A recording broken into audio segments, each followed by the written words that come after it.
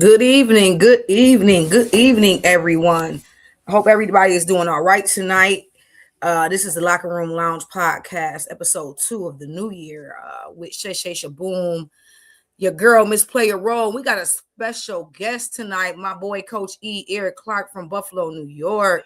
And so we're excited to have him in the room tonight. And we're going to get started. Dion, go ahead. What's up? What's up, everybody? What's up, everybody? Yo, listen. So yeah, we got our man Eric. What's up, E? How you doing? What's going on with y'all? How everybody doing? We Not doing much. good. We All doing right. good. Glad that you was able to jump on with us tonight. You know how we gonna kick it, just like we in the locker room. We about to chill out. But so listen, just a quick review of what we about to go over.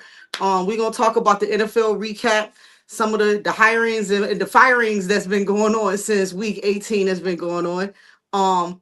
My man E is high school football coach. So we're gonna talk about a little bit about youth sports, the conversation of how it's different now, from when we were playing youth sports to now and how his adjustment is. And then my girl Shay she got some political topics that she want to get into, and then we gonna end the night off on a little bit of player role spotlight. So here we go. Let's go. Let's get it going. You ready, Shay? I'm ready. You ready, E? Let's do it. Yeah, all right. I gotta pop open my Red Bull because it's been a long day. Um, so yo, NFL, what's y'all thoughts on last week? Like on some real stuff, like just like the biggest wins and losses that we saw. I mean, FYI, everybody know y'all see it. I'm a Bills fan.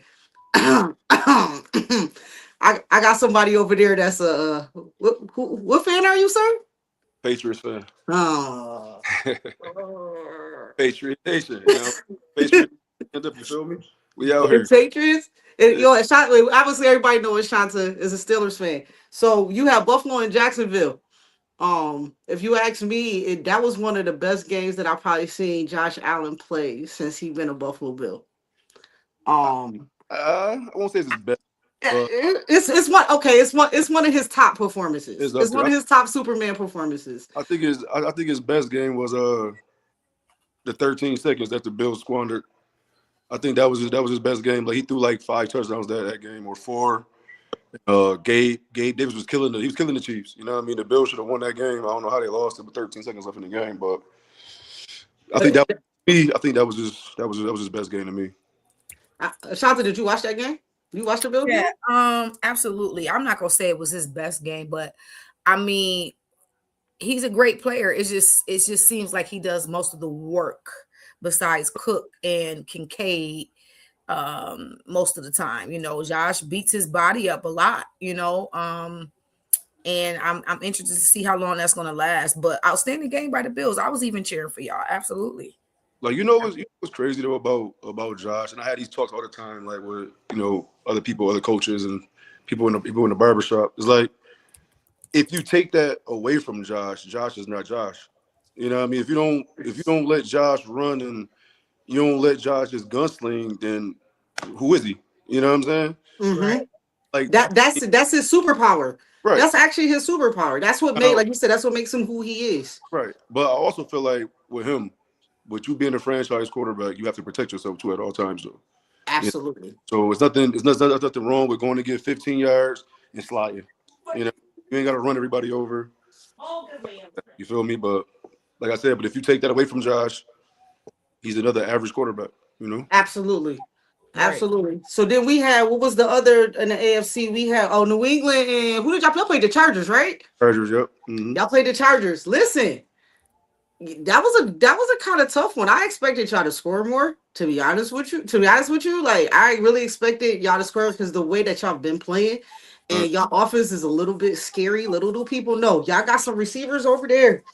And y'all got my boy, and I used to be in love with some Diggs when he was when he was with Buffalo. And y'all got my boy over there. So I respect y'all offense, and I expected a little bit more. I don't know if it's because of the Chargers defense and like they kind of showed up to a certain extent, but that was a kind of tough one for y'all, I think. Yeah. No, I mean, like for me watching it, we was in the red zone twice and turn the ball over. You know what I mean?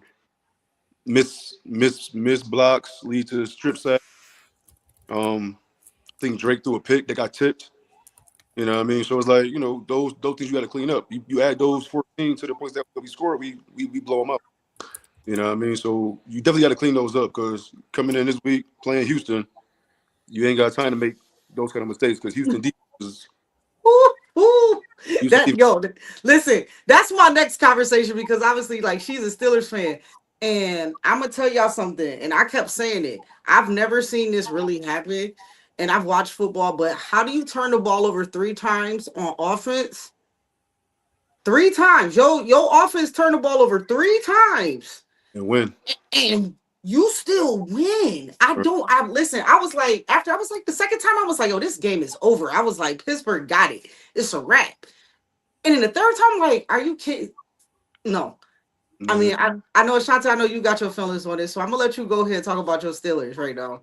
So I honestly, I mean, I have to have a healthy respect for Texans defense because I'm an athlete. So naturally, when I see a great defense, I'm going to give respect. Is that what lost us the game? No, period. Our offense sucks, trash, dumpster juice, garbage, which is why the coaches got fired, which is why the rest of the coaches getting fired. They should have been gone. Our O-line, whatever we drafted was trash. The entire O-line is trash. You know what I'm saying? I'm not even blaming Rodgers. No, Rodgers wasn't the problem at all to me either. Was not at all. Our coaching staff is dumpster juice. Our O-line is dumpster juice.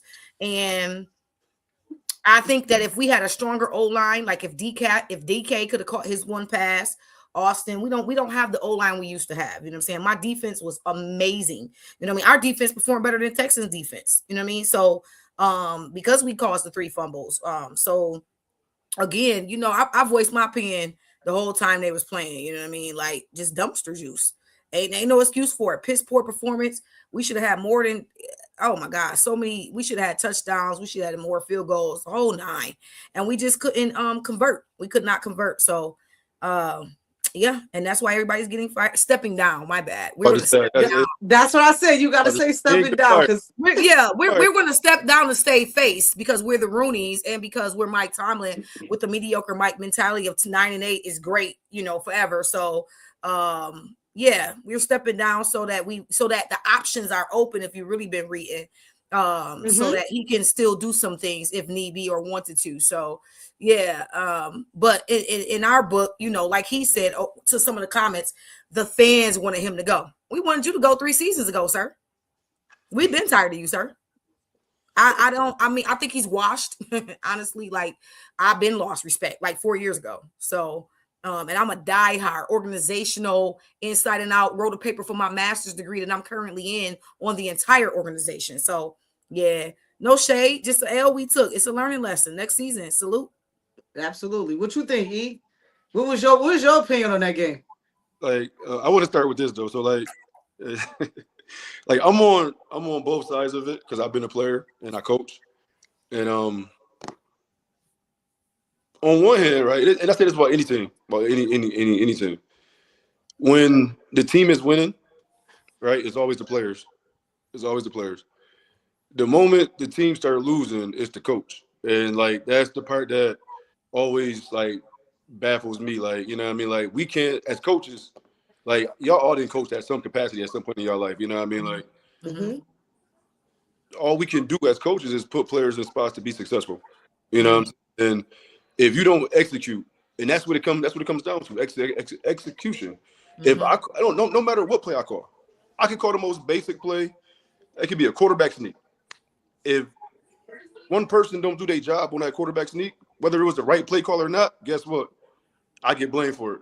You know what I'm saying? So in the case of Mike Tomlin, do I agree with 9-8 being great? No. Do I respect the fact you never had a losing season in 18 seasons? Yes, I respect it, but I will respect it more if you had 4 appearances in a bowl in those 18 years.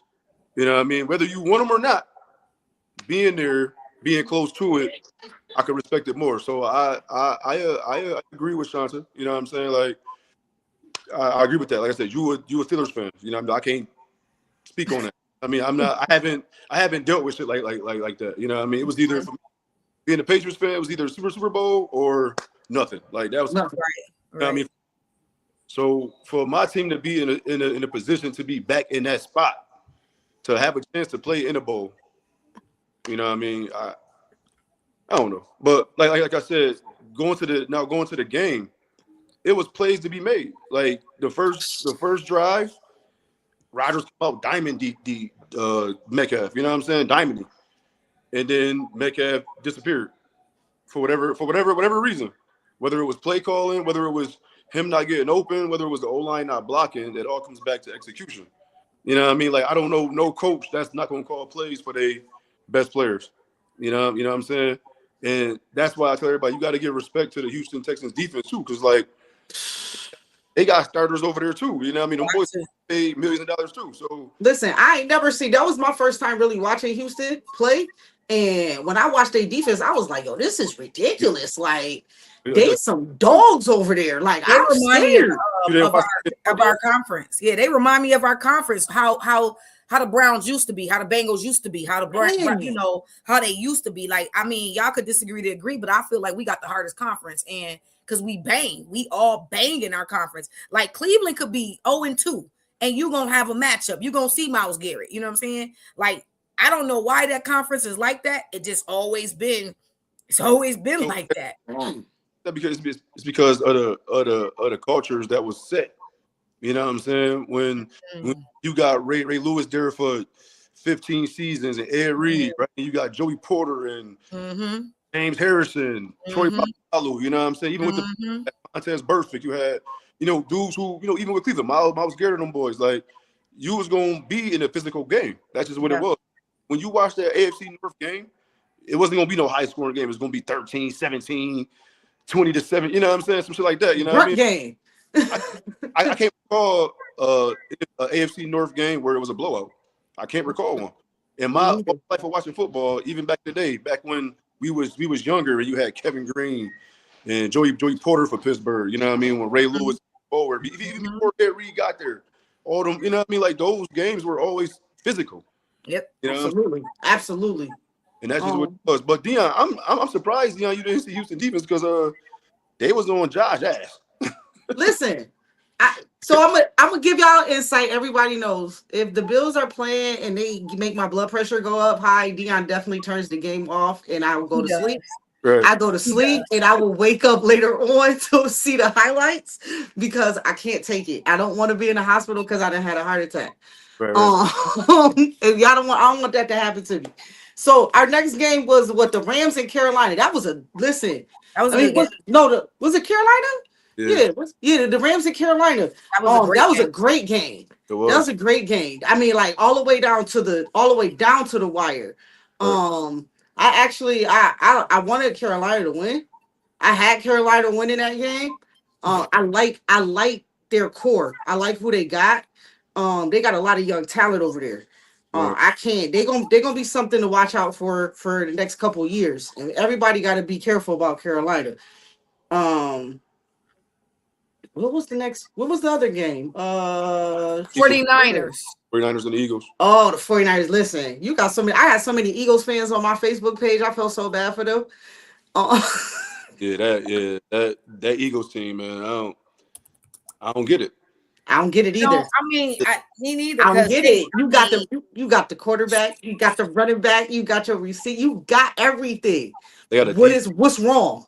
I think it's performance again now, and then I'm gonna tie two things in. I wasn't gonna say anything, but me and Dion was talking, and I had to remind her too about who Mike Tomlin had. And so I agree with Eric when he says execution. You have to perform. The coach is only in charge of performance measurements or performance measures. That's what the coach's job is, performance. Everything else is GM or front office. You know what I'm saying? The coach is just in charge of that. So when he says execution, the Eagles just didn't execute. And I say that because when you think about all the people who the Steelers had, and I had to remind her, that they had the Juju Smith-Schuster, they had the Claypool, he had Antonio Brown, Mike Wallace, he had Le'Veon Bell, Najee Harris. Like, you had all this talent, you know what I'm saying? Which transfers over to, are we, current in 2020-26 with our teaching and our leadership and everything else. So again, back to execution though, when you have a winning Super Bowl team You know what I mean? Of course, the pressure's on you. You're expected to do it again. Right. You know what I mean? So to lose the wild card, though, that was like, okay, somebody ain't hungry enough. Y'all got complacent. Something. But you know, like before I go on to Philadelphia, like just staying on Mike Tomlin too, though. Like we got to give Mike T credit though, because after Ben, like Kenny Pickett, old Wilson, Justin Fields, I don't know what the hell he doing. You know what I mean? To still have a winning season, right? To still be in the playoffs with those dudes, like you got to give Mike T some kind of credit. You know what I mean? Like, so I'm not gonna fully put it on Mike T. You know what I'm saying? Yes, like I said, you're a Steelers fan, dire Steelers fan. You want to see your team in the bowl. I get it. You know what I mean? But you know, you got to give them some kind of credit too, though. Oh, it's definitely player execution as well. Like offense was not as hungry as defense was. Right. You know what I'm saying? And so going back to the Eagles, I think that for them it was just an all-around effort. It ain't like they got blew out. You know what I'm saying? But do you think a lot, if you was really watching that Eagles game, I mean, how many times do you run the same play over and over again? How many times you got to do something different? I mean, I was able to call a play out and be able to be like, hey, they was about to do this. I can see it, because you can see it. Right. Like, these players are not stupid. They get paid money to be able to be out here. Does that fall on the coaching at that point? Because like I said, if you was watching that game, they was running the same plays over and over and over again. It was like they didn't have nothing in their playbook. I think it fall on players though, because like for me, like when I watch the Eagles, right, like they're grown men, right? They're all getting paid millions of dollars, but as a play, I'm only gonna call plays that my quarterback is comfortable with. You know what I'm saying? So if he has limitations on what he can do, I'm not gonna put us in a bad spot by calling plays things that he can't do. You know what I mean? So I see what you're saying. If he limited, like everybody give Cam Newton shit because he keep it, like one thing about Cam that I respect is that Cam keep it 100. You know, I be defending Cam in here like everybody like he be hating on Hurts. No, he not. He keeping it 100. Like y'all bypassing all of his flaws because he's black. Like me, I don't give a fuck if you black or you white. If you got flaws, you got flaws. You know what I'm saying?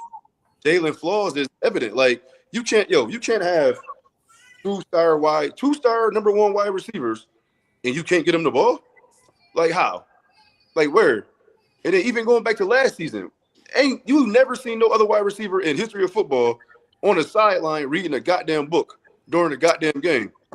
Nah, you see them in the iPad, right? The iPad, trying to see where they fucked up or what's next or whatever. That nigga AJ Brown was like this, just reading a book novel, because he like, you know what? I'm gonna read this novel because I don't want to spaz out because our quarterback ain't shit. So I'm gonna keep my mouth closed and just read this book, and I'm just gonna be quiet. You know what I mean? So I think it comes down to players. You know what I mean? Like I think if Jalen Hurts had, if his game was more extensive, I think the Eagles' play calling would be better.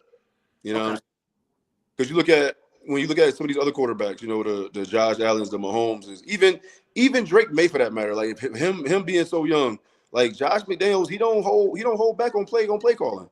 You know what I mean? Because he trusts Drake May to make the right decisions. These coaches trust their players to make the right decisions. I feel like the Eagles coach didn't trust Jalen Hurts. You know what I'm saying? And for whatever reasons, you know what I mean? I'm not, like I said, I'm not in a organization. I'm not in a locker room, but I know as a play caller, I know what my quarterback can do and what he can't do, and I got to do what's best for the team. You know what I'm saying? So, you know, we got it. I think the other game was what? Green Bay and Chicago. That was actually another good game too. That was another good game too. I ain't gonna lie. I want to see Green Bay win. I ain't too much of a Chicago Bears fan. I think they win. They play. I don't know. I guess because I was stationed with some of them, they play filthy to me. Like I just don't. That's a rival. I like that young quarterback. What is his name? Caleb? Is it Caleb Williams? Right? Yep. Yeah. I like him. I like him a lot. Like he showed me some maturity in that game. And I like to see what I'm gonna like to see what he does in the future. I don't know how far they're gonna go. I don't got them making it past the next round. I don't care what nobody say. But yeah, I like his maturity. I like what I'm seeing from him. But yeah, they definitely. I wanted Green Bay to lose. I didn't want Green Bay. I don't like the Packers. Love played great. I think they needed him back, but without Micah, yeah, defense was crazy. Yeah. But it's just, I mean, for me, it was like I didn't care who win. You know what I mean? Because I'm always gonna go for the black quarterback. So it was two of them playing. So I didn't care who win. But I feel like even with Green Bay, they stopped executing. Mm-hmm. You know what I mean? Like as great as like first, like that's why I say as good as these coaches is, like Matt LaFleur is a great offensive mind. You know what I mean? Mm-hmm. You can call whatever play you want. If they don't execute, that's what it is. That's just like, I mean, y'all two hoop, y'all hoop, y'all play basketball. If coach call the play and that play calls for fucking Dion instead of pick and then roll, if Dion said a bullshit pick, the play don't work. Period. You know what I'm saying? Period. So, so it's like, like I said, it all come down to execution, man. And that's what separate the great teams from the average ones is execution. Like all them times the Chiefs was winning, it wasn't because they were better. They just executed moments when they had to. You know what I'm saying? Like the 13-second shit, that wasn't the Bills being bad. That was the Chiefs executing. And fucking Bills didn't, and the Chiefs did, and that's just what it is. It comes down to that, man. But that's the one thing I think a lot of fans got to get out of their head is that when shit not going right, blame the fucking coaches. Like, you know what I mean? Like, I think it's it depends on what team. Like for my team, it's both. Our coaches is trash and the players did not execute. You know what I'm saying? Like it just is what it is. I think it's a little bit of both. I know it's a little bit of both for my team. I can't speak for everybody else, but I do agree with E that you just can't blame the coaches. And me and Dion also talk about how this era of sports is soft. Like the wild card game is playoffs. Die or go home. You're getting millions of dollars. What are you doing? What are you here for? Like everything should be diving, sprinting, banging, clap, neck broke, go in the blue tent, come back out, try it again. Like, and if you're not playing sports, it's just different. It's a different era. I don't even know if I could really coach this era. I probably would lose. I couldn't because you're soft.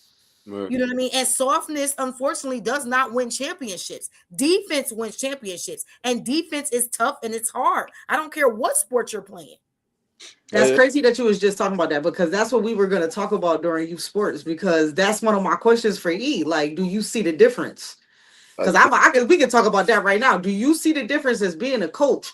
The toughness in kids, the toughness in the players that you're coaching, because you don't only coach kids, you coach older people. Right. You know what I mean? Like you coach adults too. So do you see the difference in being a coach?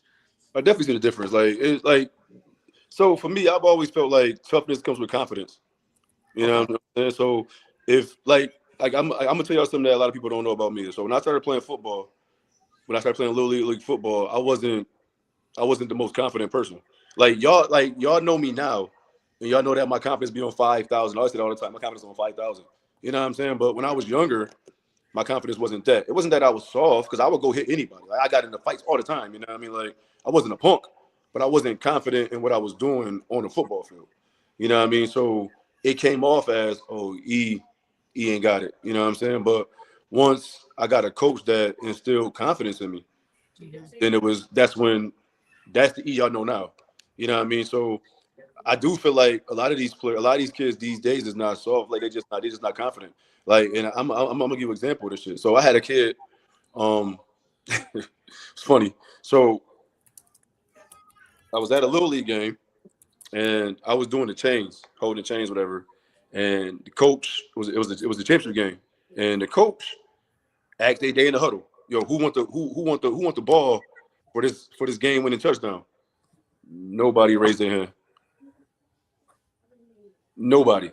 And I'm sitting in my head like what? Like you don't want that moment? You know what I mean? And and my son was on that team and he didn't raise his hand. So now as a parent and a coach, I'm like, is you my kid? Like, you know what I mean? Like, is you my DNA? So when the game was over, they ended up winning. But he just called a play and the shit ended up working and they ended up winning. But none of the kids wanted the fucking ball in that moment. So I asked my son, I said, yo, why you didn't raise your hand and say, yo, throw it to me, coach? He was like, cuz what if I would have dropped it? I feel like a lot of kids is scared to fail. You know, a lot of kids are scared to fail and they're scared of that pressure in that moment. And I feel like that's where the confidence is lacking. Because me, you ain't gotta ask me. Yo, give me the fucking ball. You know what I'm saying? Give me the ball. Drop the game. You know what I'm saying? Give me the ball. Dion, you know how it is. Chuck, you know how it is. Give me the ball. Get Go ahead. Yeah, like you had to ask nobody. You just looked at me. Hey, E, you ready? You did right already, coach. Let's go. Like, but to see 7 kids, just that makes sense now. Like when you saying it, that makes sense. It makes sense now. Like they're afraid of that. They feel afraid of that failure. right. They're afraid of what everybody else gonna talk about. Exactly. That you missed that shot or you didn't catch that ball, and now you got social media.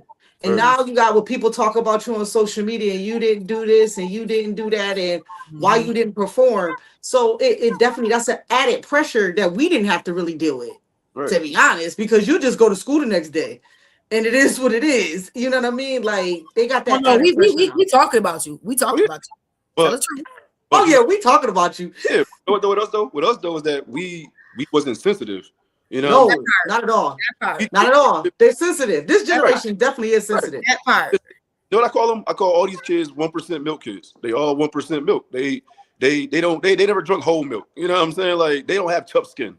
Yeah, they Right. have 1% milk kids. You know what I'm saying, and they afraid what everybody gonna say. Like I watched this thing the other. I don't know if y'all seen it or not though. It was Memphis Bleak was on Drink Champs, and he was like, we grew up in an era where our friends was the biggest critics, was the most disrespectful motherfuckers that we was around. So other motherfuckers couldn't disrespect us and make us feel bad. He was like I remember, man, being in the hood and nigga be like, yo, last one to the store, mom sucked dick. You know what I'm saying? And boys, Yo, you haul and tell. You all in tail. You out. You out. You ain't playing no games. Word. You Yeah, out. this was Don't you like, talk about my mama like that. exactly. At all. Yo, And I whoever don't make this jump shot, mom smoke crack. Like, nigga, no. You know what I'm saying? Like, so, like, we grew up in that era where we had tough skin, and like I said, we actually played the sports that we play. We actually played every fucking day. Every day. These kids don't go out, they don't go outside, and people don't understand. Like that shit built confidence. You know what I'm saying? Right. That shit built confidence. So when you got one on the court against somebody else, you like, she can't be better than me, or he not better than me because nigga, I'm outside every day doing this shit. You know what I'm saying?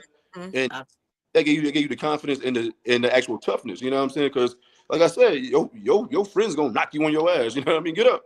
You feel me? But these kids don't. They don't play. Like you can write down now and don't see no football games going on. No. You don't see no Listen, you can ride down any street in Buffalo right now, and it's not like, you know how you used to have to go, you got to ride super slow. No, you only ride slow now because you got to go over speed humps. You ain't riding slow because it's kids in the middle of the street or it's kids, playing, running back and forth across the street. No, it's over because of the speed humps. You definitely right. I mean, I've seen it myself with the youth, even with my own kids, like just trying to get them to go outside and do stuff. It's also over because of social media and technology, and because these parents are their kids' friends instead of parents, and don't make them get out the house and get fresh air and turn that TV off so you ain't brainwashed, you know what I'm saying, and get out and do some normal activities so your brain can think for itself, so you know how to communicate and deal with other people, so you don't have anxiety, so you don't have all this other issues, you know what I'm saying? You know what I mean? So it's all that. It's all that. You know what I mean? But then you get those few that like that the ones that we call dogs, right? Mm-hmm. Think about our era growing up. Everybody was a fucking dog. Everybody. Like it wasn't a rare thing. like you like motherfuckers knew when they went to play traditional. Nigga, you got 9 dogs on that team. You got to deal with nine dogs, motherfucker. You got to deal with it. You know what I'm saying? And you better be strapped up and ready to go. And ready to go. That's what it is. You know what I'm saying? And now you go to games. You be like, oh, he average. He's a fucking dog. It's like 1 or 2 dogs. It's not like you know what I'm saying? Like what it is, you know what I'm saying? So it's like, but that came from us just doing that shit all the time, every fucking day. We just outside. Like I go outside one day. That motherfucker said, "And do what?" What? I said, "Yo, go get in trouble. Go break somebody's window. Go do something. Like have a neighbor come to me like, yo, your son was like, do something, bro. Like, you know what I'm saying?" But Ashanta definitely right though. Like a lot of these parents, You know what I mean? They just are the problem. yeah, They are the problem. they are. I had it so this is a real life story, right? So I won't say the kid name because I don't, you know, I got a job, but so we record every practice at Maryville. Like, you know, our field, we got a camera up to record every practice. So had a parent come to me and asked me why his kid was playing. So I was like, well, you should ask your kid why he's not playing. Because he's trash. See, I couldn't coach. You know what I'm saying? But so for me, if anybody know me the way I coach, I don't care what you can't do. I care what you can do. Mm-hmm. And what you can do, if you're not going to do what you can do to your full potential and give 100% effort of it, I'm not gonna have you out here because you're gonna hurt yourself. You know what I'm saying? And so the parent asked the kid, you know, naturally the kid said, I'm playing favorites or whatever. And my rebuttal to him was, I'm playing favorites. You're a senior. I'm playing a sophomore over you. How am I playing favorites? You know what I'm saying? Most sophomores don't even touch the field. That's why when I just said like that, especially in football, you're right. Because most sophomores don't touch the field. You gotta be legit to be able to touch the field. Exactly. You are a senior. You let a kid that's 14 years old outplay you in practice. That just came probably from Little League football. Exactly. Every day. So I told the parent, I said, you know what? I said, I'm gonna send you the last 3 weeks of practice on his huddle. And I want you to watch him at practice. And we had this convo after you watch your kid at practice. So he went and watched it, and he came back and said, Coach, you know what? I apologize for even approaching you like that. You know what I mean? I was like, yeah, bro. I said, I don't pick on kids, you know what I'm saying? I don't single kids out, none of that. I've had numerous conversations with him throughout the whole offseason. He skipped the weight room. His dad didn't even know about it. His dad was like, I thought he was going. He said he was going to weight room. I was like, he came one day to weight room. You know what I'm saying? He skipped all of our off-season meetings. You know what I'm saying? So I'm supposed to stick my neck out and, you know what I mean? No, you gotta earn it with me. You know? You gotta earn it with me. And that's, I think a lot of these kids don't want to earn it. They want it given to them. They microwave kids. Super air fryer. It's gotta be quick, fast, and hurry. Yeah, they don't want to put in. They don't want to search for it. They don't want to put the work in. It's got to happen right now. Right. Got to happen right now. And that's what all of us though. Like we wasn't top notch right away. We had to work. You know what I'm saying? We went and worked. We went outside and played. We missed shots, missed layups. I missed throws. I fumbled. I threw interceptions. You know what I mean? Like, but those lessons, those mishaps made us who we are. You know what I'm saying? So, and that's what a lot of these kids don't have, man. When they mess up, they just shrink. You know what I mean? Like, I watched both of y'all, like, you know what I mean, miss a fucking layup and come back down. Gotta go get it. Oh, let's go. Yeah. Gotta go get it. That's because you missed so many layups growing up. That missed layup don't mean nothing. You know what I'm saying? So, but like I said, that's what a lot of these kids don't have, man. They don't have that mental capacity to say, well, I've missed 100 layups before, so I don't give a fuck. Like, that one layup don't make me or break me. You know what I'm saying? And but like I said, but it's definitely the parents though, man. These kids be coddled. You know, they don't want to work. And that's just it don't just be me talking that, because some people be thinking I be being all biased, and I'm like, no, I'll be trying to keep it 100 with everybody. Like, some of y'all parents are just really too soft on your kids. Like, your kid would never be able to live in our era and be able to do the things that we did. Your kid would never be able to play on my team. No, they'd be spit out, like chewed up and spit out in a second. You know what I mean? So you see that every single day. What was so before we go anywhere, I need y'all picks for next week. Buffalo, Denver. I got Buffalo. I got Buffalo. All right, Houston, New England. I got Houston. New England. Got the Patriots. New England. Rams, Chicago. I got the Rams. Got the Rams. Okay, Seattle, San Francisco. I got Seattle. Oh, y'all thinking too long. I'm gonna go with San. You go with what? I'm gonna San Francisco is nice. They not to be played. They another Texan team. I'm gonna go with San Francisco. I'm gonna go with the 49ers too. You want the 49ers too? Okay. See, all right. But So here's go why. ahead. Anybody watching, I want everybody to hear this. I always say, like, when it comes down to playoff games, I feel like it comes down to quarterbacks. You know what I'm saying? And I, even though I respect Sam Darnold and what he's done in the last 2 years, I trust Brock Purdy more because he went to a bowl. You know what I'm saying? And I feel like he's been with his team longer. Mm-hmm. He's been with his coordinator longer. He's been with his head coach longer. I feel like that experience, when the going get tough, I feel like that experience is going to help him in the long run. I don't think Sam Darnold's never been in this big position before. He's never been in a spot where he's been on a team that is in the playoffs. And when he did with Minnesota last year, he got his ass smoked. You know what I'm saying? So I'm gonna go with Brock Purdy and the 49ers. I think the 49ers quarterback a dog. I mean, I think he an undercover dog. He a slept on dog. I think he a baby Josh. You know what I mean? Like, he nice. He nice. He nice. Yeah, pretty good. I know my grandfather probably rolling over his grave because I picked the 49ers. I mean, I didn't pick the 49ers, but I'm going to see it. Sorry, guys. I gotta be the oddball. Just like y'all both picked New England and I picked Houston. I want to see the defense. I want to see Houston's defense. Houston's defense is defense. But if New England can rattle, the difference is New England can perform offensively. So if New England can rattle what's his name? Stroud, which he's easily to be rattled. We expose that. So if you can rattle him, it's over. Right. But even if you can't rattle him, he's still got a defense that got his back. That's what I'm saying. Right, but to fucking Shanta's point though, like, he got a defense too. I know. But New England got an offense. New England. I know y'all got a defense and I know y'all got an offense, but I don't want to see y'all the following week, FYI. So I need y'all to lose. So you rather deal with us or you rather deal with Houston? I want to deal with Houston. I legit want to deal with Houston because I don't think y'all ready for Houston. Can I tell you the reason why? Can I tell you the reason why I want to deal with Houston?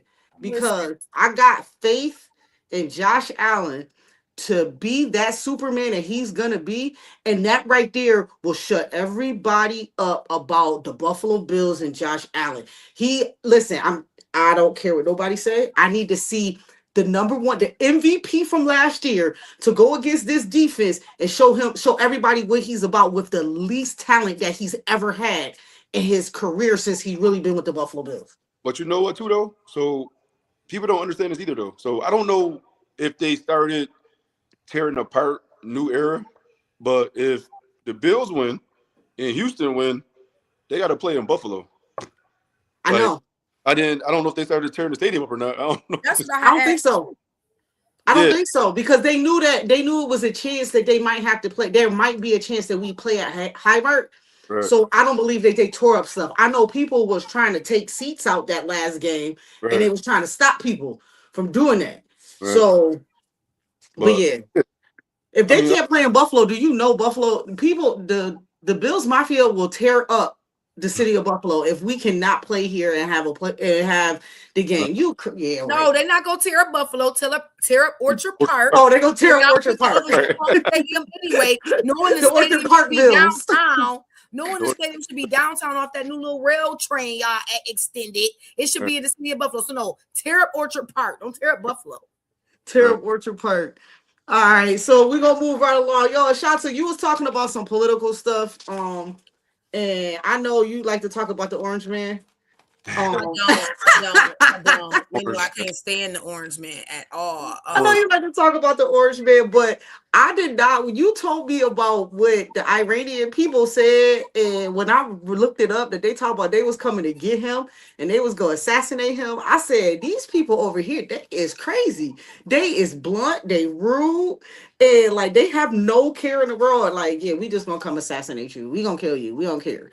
And they said they're not gonna miss this time. But it's not even that. He's trying to avoid midterms. Like, it's not. So you messing with the Federal Reserve. At the same token, you over here in Iran's, you in everybody business that you ain't supposed to be in. You still in presidents, you know what I'm saying? From other like for oil, you in other countries still in oil. You just what I mean, it's also for me because I'm spiritual, and you know this, and if you don't eat, you will. It's a spiritual thing for me too, but and we not gonna get rid of Pharaoh till God say so anyway. So it is what it is. We got to ride through some of this, right? But to see him with all these felonies, everything else that he has done, you know what I mean? From the first impeachment, technically, the first time, you know, to now, it just baffles me how, because it's impacting everybody, right? It's global. It doesn't matter your color. Everybody, matter of fact, his color is getting impacted more than other colors. So with that being said, you know, it baffles me that he's overriding systems which we've had in place for years, the Constitution and so forth and so on, and nobody can shut this man down. It just baffles me, which means it's an inside job. Somebody inside a lot of places is being paid, you know what I'm saying, and not and some probably by Elon Musk, his you know, peon. But even so, to the point now, his buddy Putin over in Russia is like, oh no, you're doing too much, sir. Right. You know, like it's just it just blows my mind how, you know, nobody. I mean, and then he got the Supreme Court on lock, you know what I mean? So he got the House on lock, you know what I mean? Like, and until we get, and this is a wake up for Dems. I hate to say it because it's Dems versus what? Republicans. We know that, right? And it's a wake up for, we had ample time to get things in place and we didn't. And warning came. And when he said, how did y'all not think Project 25 was all retaliation? It should have been called Project Retaliation, period. And nobody, people really have blinders on, you know, and they won't be removed for a while. Unfortunately, it's just like these, like a dumb high school kid, you know what I'm saying, that you tell don't go down that street and they go anyway and bust their head, right? It's people out here who really thought that this man was going to be for them. Right. And it's taking them to lose almost everything. You know, and then look at ICE. ICE is out of control. We talked about that last week. You know what I'm saying? They just going to the vulnerable neighborhoods. That's how I'm gonna say. They can't run up on something. No, well, so I'm gonna tell you something that happened in Buffalo. So I guess now the people in Cheektowaga is pissed at how ISIS. They feel like the Cheektowaga police is coordinating with ISIS. So they had this big old town hall. Yeah, they had this big old town hall meeting with the residents from Cheektowaga because they don't like it. Right. They not feeling what's really going on. So I think some people are now starting to wake up, and I don't know if it's a little too late, but you got people that's starting to wake up and understand that, we might have voted for this dude and for the wrong reasons. You know what I mean? Like, this stuff is backfiring on us. But like I said, I didn't realize how much was really going on with the Iran stuff. I seen the Venezuela. I said, oh, now we just gonna be capturing presidents and their husbands or whatever. I'm like, yo, this dude is bold. Like, this might be the first time you see our president really get captured or something like that, because they coming for him. And ain't nobody gonna help. But you gotta realize, it's being a veteran as well, to combat towards Brownstar. With being a veteran, I'm gonna say that we never wanted war with Iran. You don't want war with Iran. We chose Iraq for a reason. We went to Afghanistan for a reason. We never wanted war with Iran. You don't want war with North Korea. You don't want war with China, for real. You don't want war with these places. Right. You know how many people is in China? Right. You know how they train in North Korea, because we defend South Korea and they come train with us. In Afghanistan, they train with us. I fought one. I knocked one out. Trust me. He got shunned from his village and everything. Trust me. We teach them everything. And so everybody knows. It's just certain people. You know how you be like, you don't want that smoke with him or her. You know what I'm saying? You don't want that smoke with Iran. Right. Because you don't know who their allies are. Right. You know what I'm saying? And so it's just like he's being a bully and he's going around, and I just can't. It's crazy how many from the immigration, these camps where they're treating people just, man, cruel. There is no until it happens to them. And I feel that Vance is a nobody. He's horrible too. So if you're gonna take one, take both. When you come get them, take both. You know what I'm saying? Ain't nobody stopping you. There will be no security. The military don't care for them. None of the leadership in the military care for them. Ain't no ICE. Take them too. We not. Yo, man, listen. Come to DC. Take them to the door. Like nobody cares. Like somebody turning their back. Trust me. Like it's a two for one deal. Man, it's a 2 for 1 deal. Easy peasy. Easy peasy. It's a 2-for-1 white Ain't chicken nobody- deal. And unfortunately, it's the same thing with in reality of life. Warning comes. A lot of us, we're different. We think we're smart, we're strategic. We listen to warning. I was raised by old people, so I definitely listen. So when you see what's going on, you prep. You know what I'm saying? You get ready. Like, yeah, he gotta go. Like, but I said all that to say, unless it happens to you, people don't react until it happens. It's too late then, boo boo. Absolutely. You know what I'm saying? So unless the Supreme Court, all their grandkids get shot, like now what? Now what? Oh, you want to? But this was your guy. This is your guy. You know what I'm saying? And there's no benefits. There's no benefits. You screw my cousin, you screw me.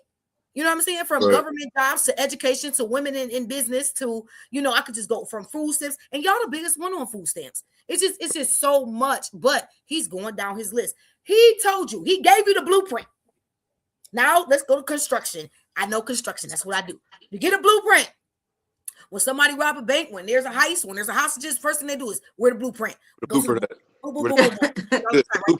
gave you the blueprint when he gave you Project 25 and told y'all what he was going to do. There still was no preparation. Now you got little Jasmine Crockett trying to be little Martin Luther King by herself. You know what I'm saying? And it's sickening. Right. It's sickening. You know what I mean? And now. I was gonna ask E, do he deal with that? Like, obviously, because I don't know, like with me coaching, a lot of the kids don't talk about political stuff. So is that something that come up with y'all? Like, so for me, it's like, so I coach at Maryville, but I teach at Lackawanna.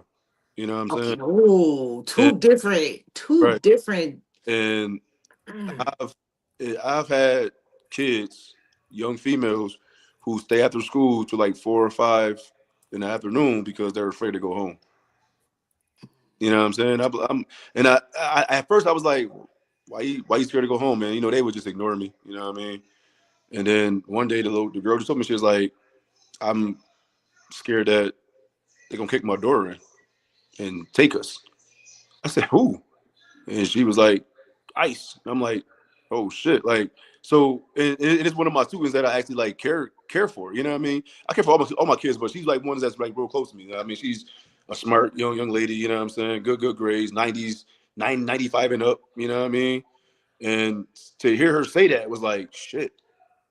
You know what I'm saying? Like, so that's the only really political thing I've ever had to deal with. You know what I mean? But just that in itself, like Cassandra said, like it don't bother you until it happens to you. You know what I'm saying? You don't get the picture unless the fucking flash is on. You know what I'm saying? And that's just so for me that shit hit home, because like I see you every day and I go home wondering, am I gonna see you tomorrow? You know? So are they blocking people from getting US citizenship right now if they are undocumented? I don't know. I don't think so. I don't know. I don't think so. And that's why you get a lot of foreigners that join the military, because in the first, don't get me the line, I want to say 60 to 90 days, I could be wrong, you can get your US citizenship even when you're deployed. Right. It didn't happen. I've stood in and witnessed. And you only got to know 10 things about the Constitution and the Pledge of Allegiance. Right. Wow. It's just some of them questions look like when we were fighting to vote. Right. Okay. Okay. So that's why I asked, are they because just like he stopped some grant funding, not all, but some, did he stop where and then what takes so long for some of them to get documented? Like, what's the holdup there? Yeah, like I don't understand that part either. Like, what's the holdup for everybody to get documentation? I mean, I do now see the reason why ICE is coming to get some of the people that they are coming to get, because they are felons, like they are like skipped out on, they got warrants out for their arrest and this and that. I get that part. I understand that. I understand that. Yeah, I understand that too. But when you just pulling people out of Mexican restaurants that's here on Elmwood Avenue in the middle of broad daylight and you arrested them, like, for real? Come on, y'all. Now let's be for real. My part is, my thing is, be legit. Show me your warrant. Take your ski mask off, sucker. Yeah, like, why y'all being scary about it? Sucker. And then y'all ain't even just grabbing Mexicans. Hold on. It was a black man that said, He was on there today. I think they was in the truck. If I could find it, I'm gonna send it to both of y'all. And 6 kids, his six kids, sent to the hospital because they let a bomb off inside. I think it was. And yo, he black is the background y'all looking at right now. Swear to God. Listen, So ICE is not just, and it's because they want martial law.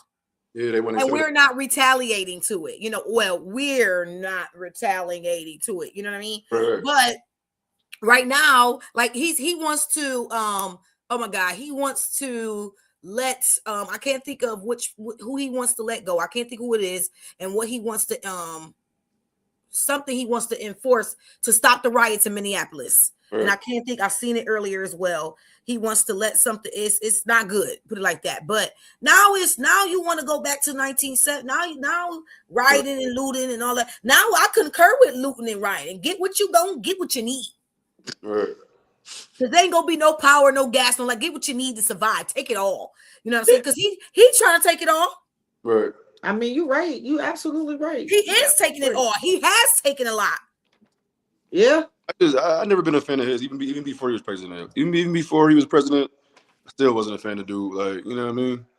I just didn't like his. I didn't like his characteristics. Like, I could read people, you know what I mean, and see people for who they really are. You know what I mean? I've been seeing that shit from just back in the day. Him being on wrestling, I'm like, yo, I don't like dude. Like, you know.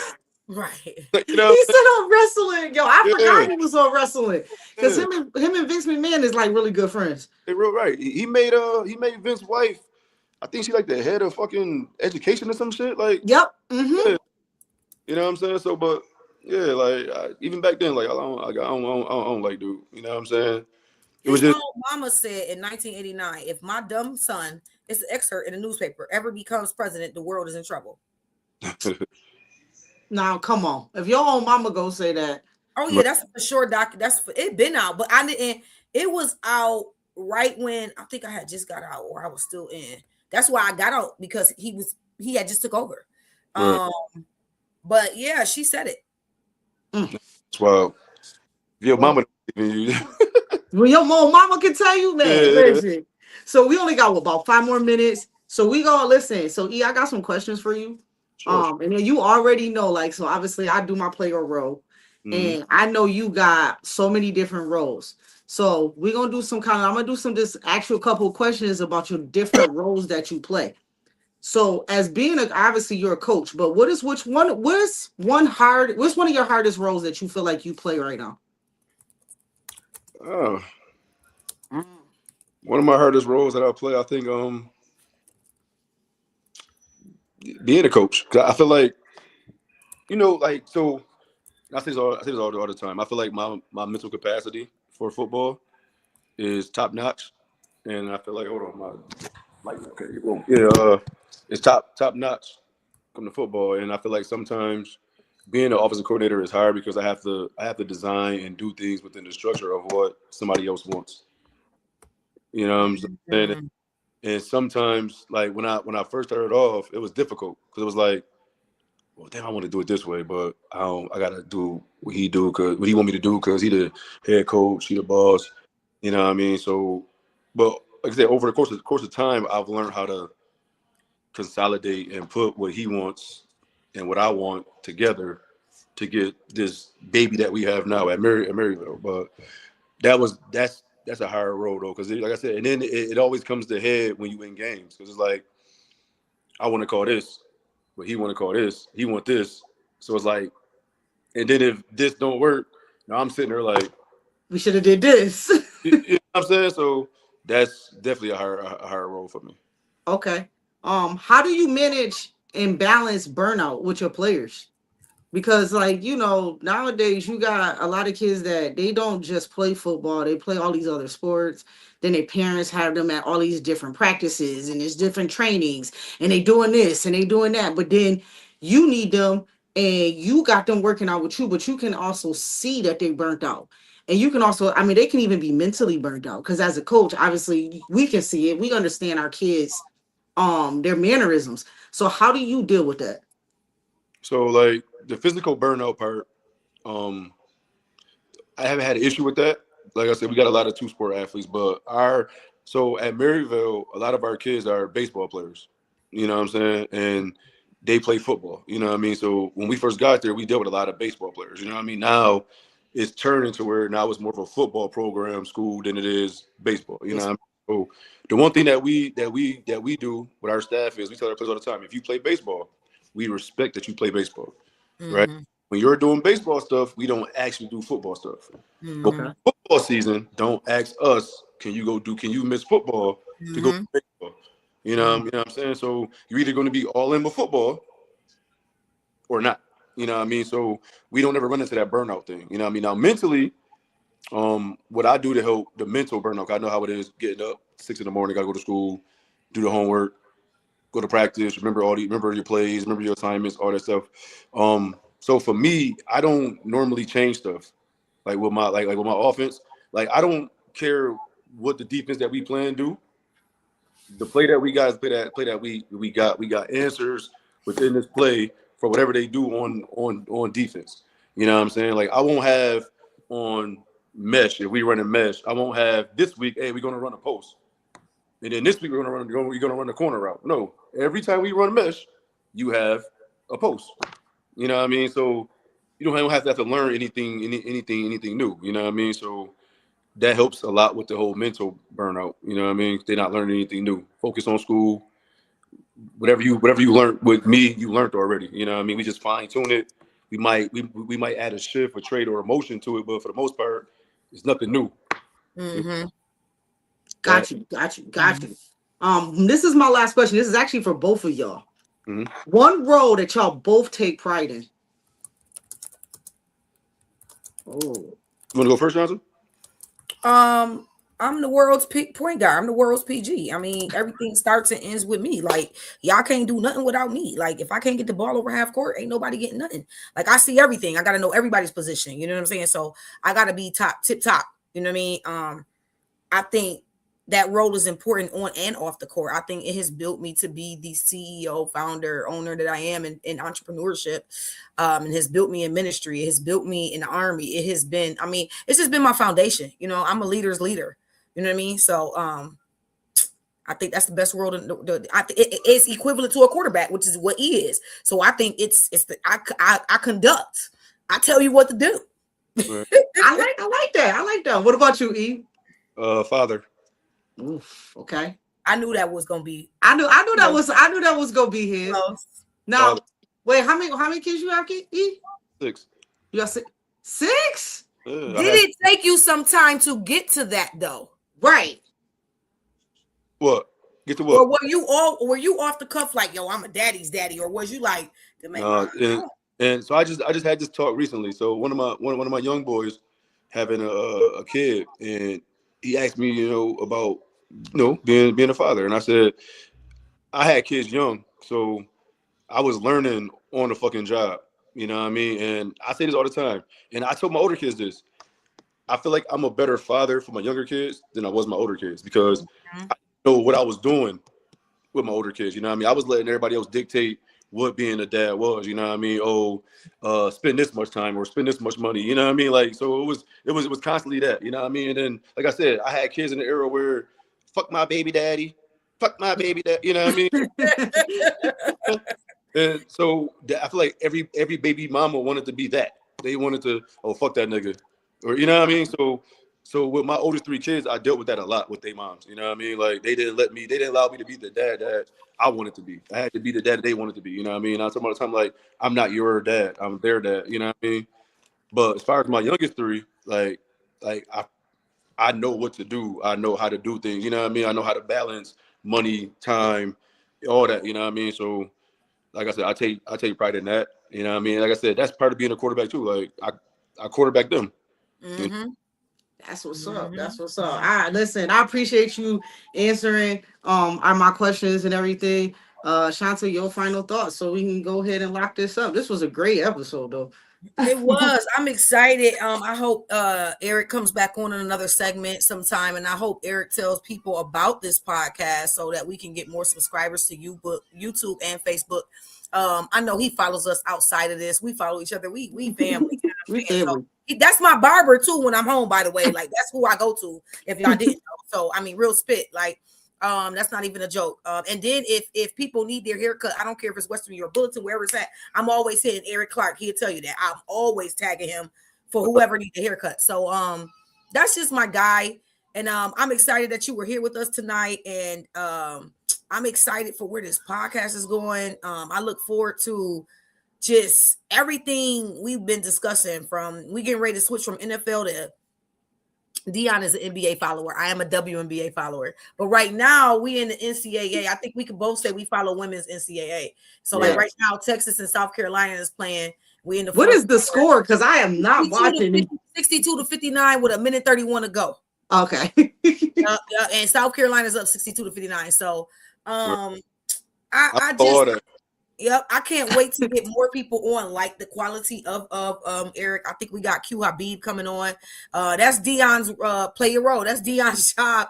She vets, she goes and finds them, and gets them in here, and we go from there. So again, thank you so much for coming on, dealing with us and talking with us tonight, and just enlightening us too, educating us on some things. And so we look forward to having you back. You already know, man. You already know it's love. For sure. Yo, listen, love you guys. You know my end, and I always tell everybody, nobody can play your role better than you. So continue to play your role and continue to follow whatever God has set for you. So other than that, yo, we'll catch everybody next week. 8 o'clock, the Locker Room Lounge podcast. Deuces. Deuce. Peace.